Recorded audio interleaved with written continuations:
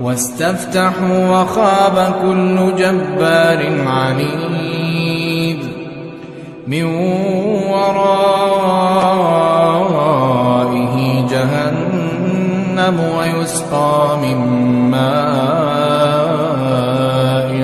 صديد